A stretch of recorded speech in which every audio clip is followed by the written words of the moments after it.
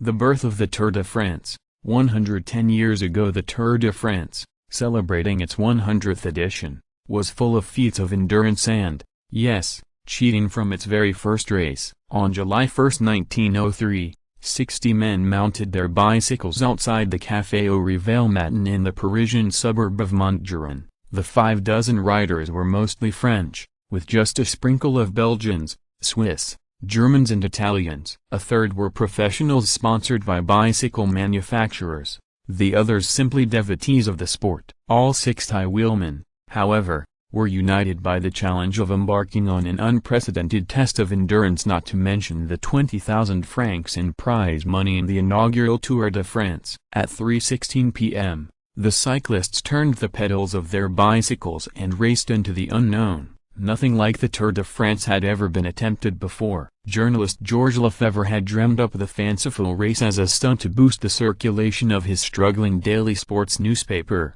L'Auto. Henri Desgrange, the director-editor of L'Auto and a former champion cyclist himself, loved the idea of turning France into one giant velodrome. They developed a 1,500-mile clockwise loop of the country running from Paris to Lyon, Marseille, Toulouse, Bordeaux and Nantes before returning to the French capital. There were no alpine climbs and only 6 stages as opposed to the 21 stages in the 2013 Tour, but the distances covered in each of them were monstrous, an average of 250 miles. No single stage in the 2013 Tour tops 150 miles. Between 1 and 3 rest days were scheduled between stages for recovery. The inaugural Tour de France, July 1903. The first stage of the epic race was particularly dastardly. The route from Paris to Lyon stretched nearly 300 miles. No doubt several of the riders who wheeled away from Paris worried not about winning the race but surviving it. Unlike today's riders,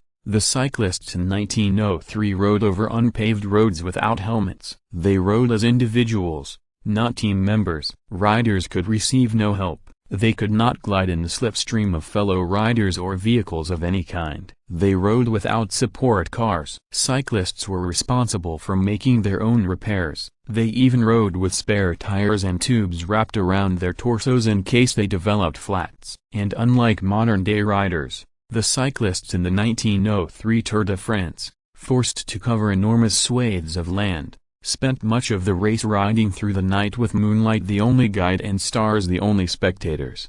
During the early morning hours of the first stage, race officials came across many competitors riding like sleepwalkers. Hour after hour through the night, riders abandoned the race. One of the favorites, Hippolyte Couturier, quit after developing stomach cramps, perhaps from the swigs of red wine he took as an early 1900s version of a performance enhancer. 23 riders abandoned the first stage of the race, but the one man who barreled through the night faster than anyone else was another pre-race favorite, 32-year-old professional Maurice Guérin. The mustachioed French national worked as a chimney sweep as a teenager before becoming one of France's leading cyclists. Caked in mud, the diminutive Guérin crossed the finish line in Lyon a little more than 17 hours after the start outside Paris. In spite of the race's length, he won by only 1 minute.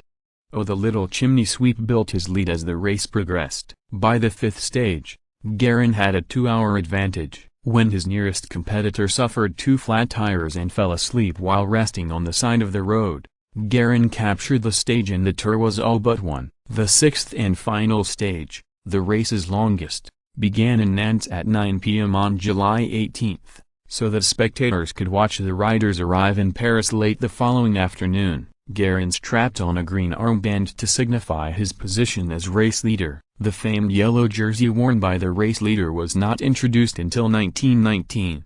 A crowd of 20,000 in the Parc des Princes Velodrome cheered as Guérin won this stage in the first Tour de France. He bested butcher trainee Lucien Pothier by nearly 3 hours in what remains the greatest winning margin in the Tour's history. Guérin had spent more than 95 hours in the saddle and averaged 15 miles per hour. In all, 21 of the 60 riders completed the Tour, with the last-place rider more than 64 hours behind Guérin. For Desgrange, the race was an unqualified success. Newspaper circulation soared 6-fold during the race. However, A chronic problem that would perpetually plague the Tour de France was already present in the inaugural race: cheating. The rule-breaking started in the very first stage when Jean Fischer illegally used a car to pace him. Another rider was disqualified in a subsequent stage for riding in a car's slipstream.